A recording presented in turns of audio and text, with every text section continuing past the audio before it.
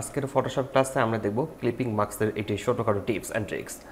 তো ক্লিপিং মাস্কের এটা ছোট একটা টিপস অ্যান্ড ট্রিক্স হচ্ছে, যদি আমরা একই কোনো ছবিকে যদি আমরা ক্লিপিং মাস্ক করতে চাই, যেমন আমি এখানে ছবিটিকে ক্লিপিং মাস্ক করেছি, সেটি আলাদা আলাদা হয়েছে। তো এখানে কিন্তু একটি ছবি কিন্তু আলাদা আলাদাভাবে ক্লিপিং মাস্ক হয়েছে। তো আমি যদি একটু পূর্বের অবস্থায় ফিরে আসি, তাহলে দেখতে পারবো যে আমাদের এই ক্লিপিং মাস্কটা কীভাবে হয়েছিল। তো এখানে মূলত আমাদের এখানে একটা ছবি আছে, আর এখানে আমি দুইটি হার্ট শেপ তৈরি করেছি। এখন আমি যদি একই একটা ছবিকে, যেমন এই ছবিটাকে যদি আমি এই দুইটি হার্টের মধ্যে ক্লিপিং মাস্ক করতে চাই, তাহলে সেটা কীভাবে করব। নর্মালি যদি আমি এই ছবিটাকে রাইট বাটন ক্লিক করার পর ক্রিয়েট ক্লিপিং মাস্কে ক্লিক করি, তাহলে একটা হার্টের মধ্যে চলে গেল, কিন্তু আরেকটা ফাঁকা থাকছে। আমাদের যে আরও একটি শেপ আছে, সেই শেপটি মূলত ব্ল্যাঙ্ক, এখনও কিন্তু এটাতে হচ্ছে না।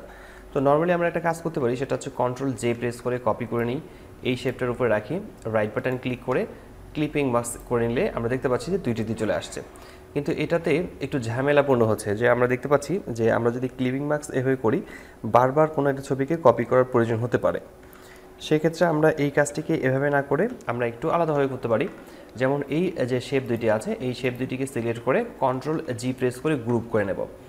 কন্ট্রোল জি প্রেস করে গ্রুপ করে নেওয়ার পর আমরা উপরের এই ছবিটিতে ক্লিক করছি, এখানে রাইট বাটন ক্লিক করলেও চলবে, অথবা কন্ট্রোল অল্টার প্রেস করে জি প্রেস করলেও চলবে।